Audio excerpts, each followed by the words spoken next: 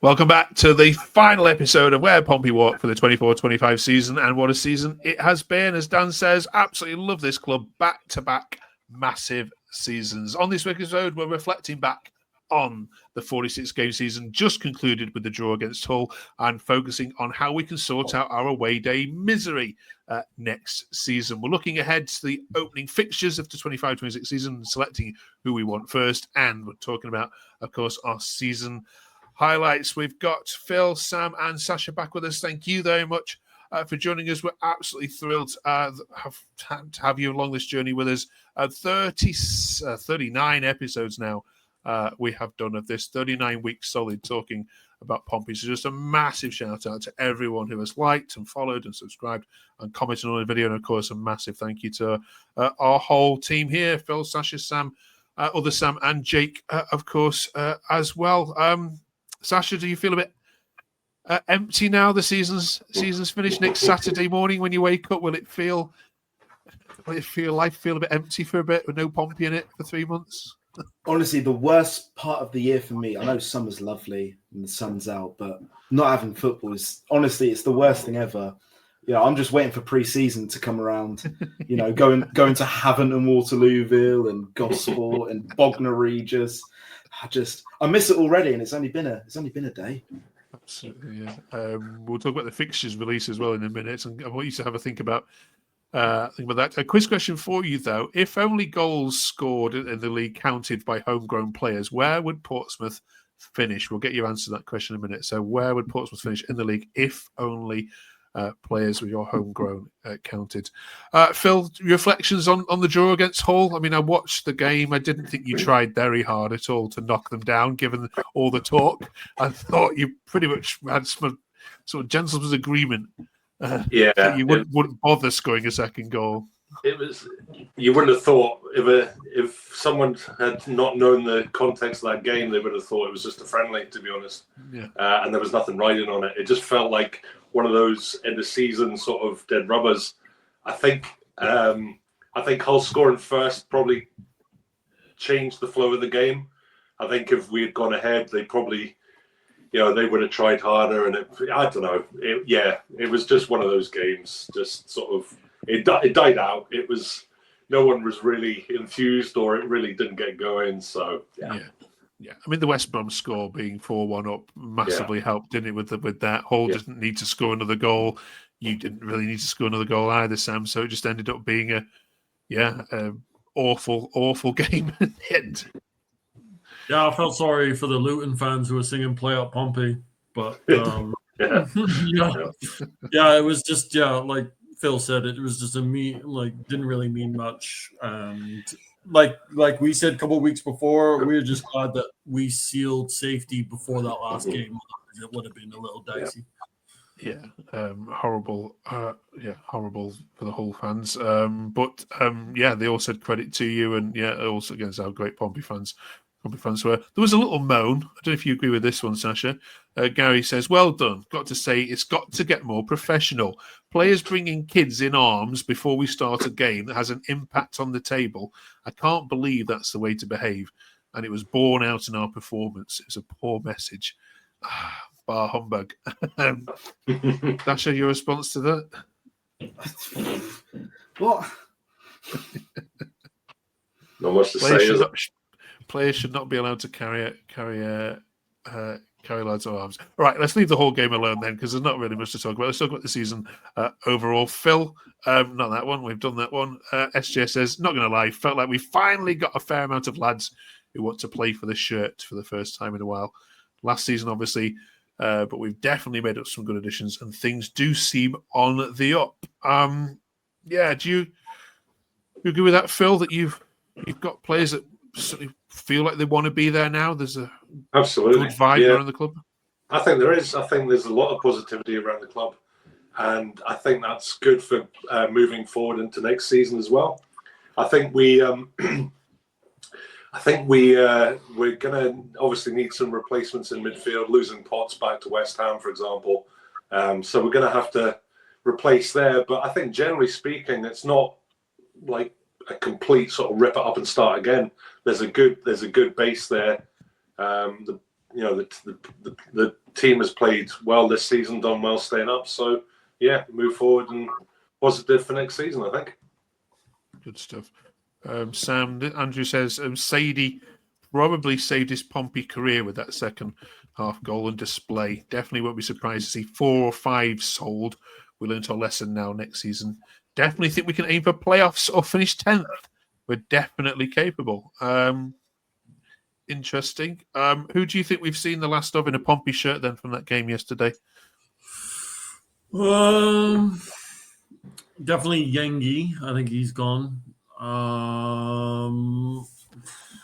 It's hard to really see. Like Phil said, I'd love to see Potts come back, but I don't think West Ham will let him come back. Isaac Hayden probably has said his farewells.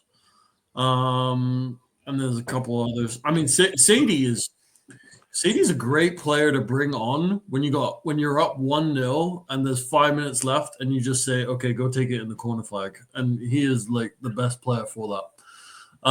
But yeah, I can definitely see Yengi on his way out. Unfortunately, because I like Yengi. And there's a couple others that I think Paddy Lane is probably done. And yeah, I think there's a couple others that are probably done. But you know what? Hopefully it's this summer where the owners invest on the pitch instead of off the pitch. So hopefully this is the summer. Okay. It's too early for me to ask you, Sasha, about your season predictions next one, so we'll save that for August. But you were on the pitch yesterday presenting your award. How did that go? Yeah, no, it was brilliant. It was a good time. Met some of the other people that run other supporters branches. One for the Canadian one there that I saw as well. Yeah, no, it was really nice to be pitch side, and you know, it's an amazing ground. You know, all the work they've done recently, you can just see it all pitch side, and it's just, if I was a player, I'd love to be at Fratton Park. It's an incredible ground. Yeah. Okay. Question to all of you: have you enjoyed this season more or last season? Bill? Last year was definitely more enjoyable from the point of view that we were winning most of the time. But I was trying to think earlier on. I think this season's overall is better as a club. Winning the League One after all that time was great. Don't get me wrong, but staying up as we did, I think, is an even better achievement. So, but last season was more enjoyable, but this was a better overall season, I would say. Okay. Sam?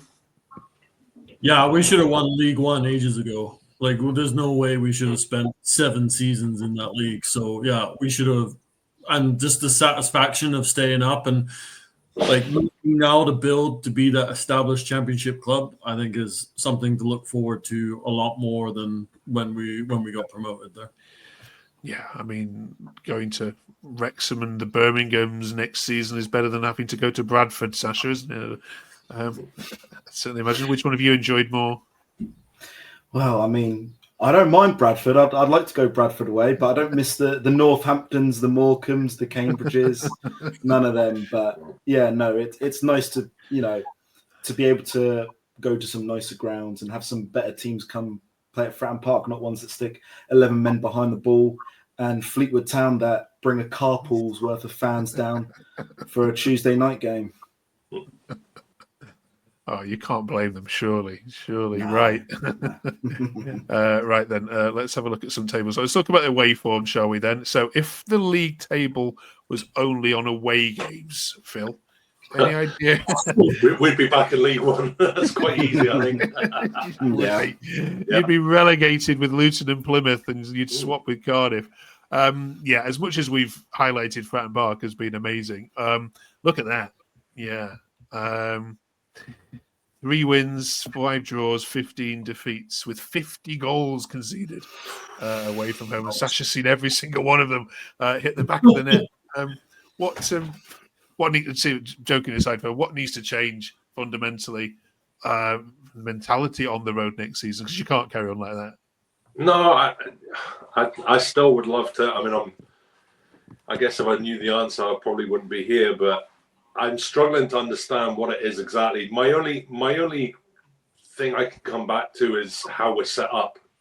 I think our formation away from home, we try and play the same away from home that we do at home. and it doesn't seem to work. And I think we should be a bit more. I would have no problem being more defensive away from home. Maybe dropping the number 10 back into midfield and having a 4-3, playing a 4-3-3.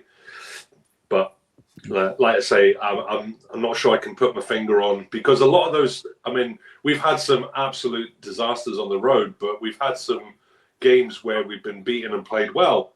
So it's not been all, it's not all bad. Obviously, the results weren't good, but yeah, I think the way we're set up, I think I'd like to see the coaching team perhaps look at that next season.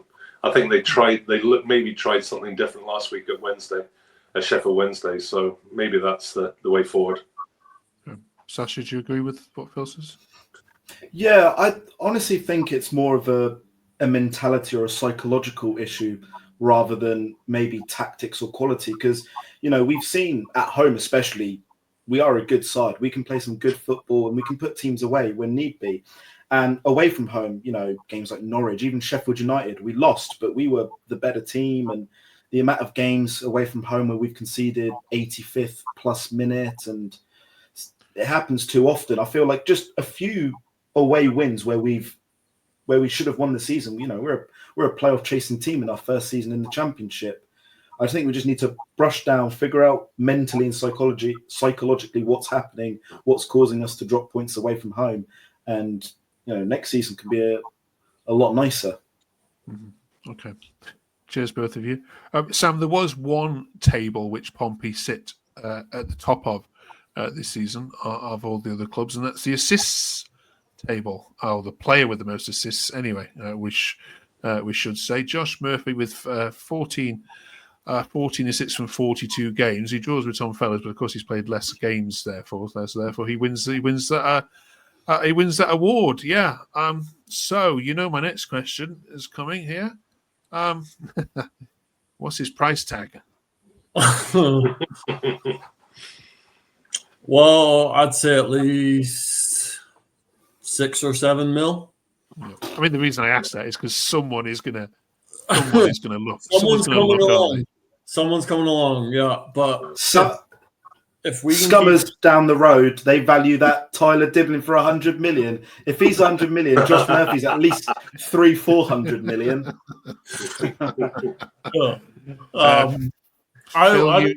It'd be interesting to see if I don't know, maybe one of the Premier League teams down will say, "Hey, we want him," but I don't know. Would be interesting to see if we can try and keep hold of him in the summer. Well, I certainly hope you do. I'm not putting you in the shop window here, but it's going to be a question that's going to come knocking around June time. Phil, what would you take 7 million for him? I mean, every player has a price, don't they? Unfortunately, that's the nature of the business we're in. But yeah, it would have to be worthwhile. I mean, replacing him, his goals and assists this season. Yeah, I would be pushing towards double figures and up to 10 mil. Why not? Yes. Like I say, we've got no reason to sell him. So it's up to if someone wants to buy him, they're going to have to pay over the odds for him. And to be honest, I'm not convinced that he would actually want to leave. I think, given his age, and I would like to think he's realised he's found a club. He's a confidence player, and I think he struggled at the start of the season. He was finding his feet, but I think he's realised he's got a good thing going here, and I would think he would like to stay. But yeah, who knows? Yeah. And as soon as Lang got injured, he became the main man, and then that's when he spurred on and became the player that he was. And it'd be really interesting to see what we can do with him next season. That said, Sasha, if a Fulham or a Brentford, were to come in and offer 11 million at the age of 30, as Phil says, he's going to want a chance to play, isn't he, in the top leagues at his age? Well, maybe, but you got to think of it this way. This new TV deal means every single Championship club gets, I think, 8 million just for being in the Championship. Without Josh Murphy this season, we will not be a Championship club next season. That is £8 million in itself. Yeah. So he should be worth more than that, another 8 million, because there's a good chance that he, not maybe single-handedly, but he will be a big reason of us staying up next season if we do. Yeah. So you've got to look at it that way. The amount of money that we could potentially lose as a club if we sell him for 9 million, it's not worth it. Yeah. Keep him at all costs. Really good point. Thank you, all of you, for that. We asked you before, where would Pompey be if only homegrown players' goals counted? Any guesses here? I mean, it's not a question answer you would know, but Bill? I think if it's British players, then I think we'd be pretty close to the top. Although we've got some Australians, etc., in the ranks and the deal. In terms of goal scorers, Murphy, Bishop, I think we'd be up there. Yeah, you'd be third. Wow. You'd be in the playoffs playing Hull this weekend. I mean, Sam, does that surprise you? The Britishness of Pompey, if you like? No, not really. Like Phil says, we got a couple Aussies in the squad, but to be fair, I can't really think off the top of my head of any foreign, like European players that are in the squad like all the time. Yeah, no. So yeah, it's amazing to see that, and it's amazing to see that we've been building our team around homegrown talent. So yeah, Sasha, is that important to you or not? I mean, I don't know how important it is. I know that ever since we've dropped down from the Premier League, we've very much focused on the English players and the Irish players, and the occasional few Scottish players. And I don't think it matters where they're from. If they're a good enough footballer and they've got the mentality and they've got all the attributes, I couldn't care less if they were English or whatever, because we've had a few Aussies in the last 2 seasons. Everyone seems to love every Aussie we've had. Alex Robertson, when he was here, Yengi in League One, it's brilliant. And yeah, it's just, I don't care where they're from. If they're scoring goals, if they're assisting goals, I'm happy. Yeah. Bro. Right, we're nearly done. It's going to be June 16th, we believe, 17th, something like that, where the fixtures are going to get announced. So ahead of that, Sam, we're asking you to pick your first home and pick your first away game of the new season. How would you like to start it this year? Easier than Leeds away, I'd imagine. I think we all know who we want at home first game of the season. Do you want to kick off with that one? Or absolutely, they're down, and yeah, absolutely. Just stick 4 past them like we always do, and we'll be good. No, I think just start us off easy. Like our fixture list at the beginning of last season was so tough. So just start us off easy, please. Like just like a couple of mid teams, like get a couple wins, get a couple draws, and then play the Scummers round about October, November time. And then but just like some really mid-table teams at the start of the season. Okay, Sasha.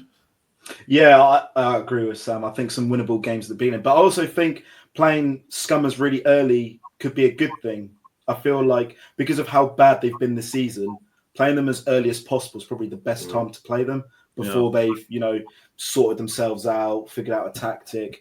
If we get it over and done with early, if we get a win or a draw, I think that's the perfect time to do it. Okay, Phil? Yeah, agreed with that. Also, anything that's easier than this season. Probably none of the newly promoted teams. They've always got a buzz at the start of the season. So, yeah, someone nice and easy, like, I don't know. Mind you, there's no one easy in this league. So you try and pick a team and it comes back and bites you. So just not Wrexham either at the start. Oh god, stay away from them as well. Yeah, it'll be insufferable, isn't it? Right. Okay. Last question then of the whole season. What's been your season highlight? I think there's one here that says, "Oh, not that one. Where's it gone? Come on, there you go. No, we've done that one. There we go." Rod says, "Favorite moment of the season: Colby's return. Also, our turning point of the season." I'm sure you all may pick this one, but it doesn't have to be an on the pitch moment. It could be an off the pitch moment as well. One memory that's going to stick with you. You'll put in your back pocket for a lifetime from this season. Sasha, kick this off. It's the Bishop returning one's it's a massive one. That was really good. That lifted everyone's mood when he was announced on the team sheet. And obviously, the Watford game the game that confirmed our survival when so many people had us dead and buried around Christmas time. You know, the fact that we survived with multiple games to spare and we did it at home, that's a moment I'll never forget. Phil? Yeah, I can't argue with what Sasha said there. Those two moments are probably the highlight for me as well, I would say. Sam? I'm going to go Bishop's hat-trick at Norwich. I think that was stellar. And it was a stellar performance as well. It was a away performance that we needed at the time to try to cement ourselves. I know we won the Watford game afterwards, but yeah, just like his hat-trick, I think it was a perfect hat-trick as well, right? It was, yeah. Yeah, so I think his hat trick and just the way that he lifted our team around Easter, and yeah, it was a phenomenal season that way. Okay.